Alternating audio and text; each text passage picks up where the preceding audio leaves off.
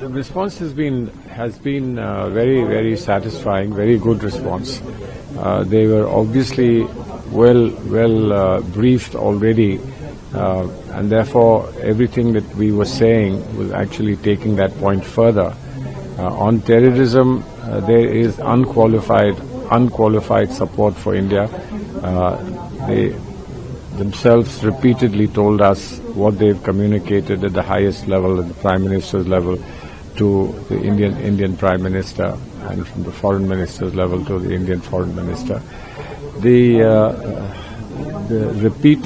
repeated endorsement of their support for us as far as terrorism is concerned is unqualified. The question now is, what next? Where do we go? Now, we ourselves haven't yet decided where we will go, because we've said no talk. There cannot be terror and talk together. That's a clear message that we have conveyed. But we'll have to see as to what is the next step that we are able to take. But that's only once we get a response from Pakistan. We have made a message clear to Pakistan that there's no talk till such time as you give up terror. So how do they give up terror? What kind of indication there will be or proof there will be? Only then we can go further and expect that there will be greater support from the world.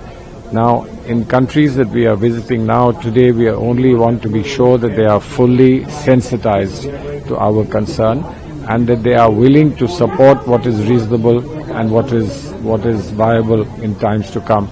And that messaging, I think, is very clear. We hope that this will help us plan out things in future. So what has been the message from the Japanese side to convey something to the delegations?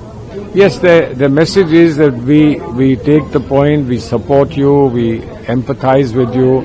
We have repeatedly said that we condole what happened, the tragedy that took place. We condole it. They repeated that in several meetings. And of course, they push for peace, which is an appreciation they've given to us, that we stepped in and accepted the offer to end the hostilities. But the future is unclear both for us and for them. What is the steps that we will need to take in future? Because, as you know, we've only put in abeyance the water treaty. We have suspended the Sindoor operations, etc. But it's not the end. So there is still something more that must be done by Pakistan to ensure that it can convince us that they now intend to do the right thing. So we've only, in a sense, laid the ground for future cooperation that we can get from countries like Japan, with their empathy and sympathy having been expressed. But we'll have to do more on this as things unfold, because today we are in no position to say this is the next step that we will take. We've only clarified that our position is clear: zero tolerance of terrorism.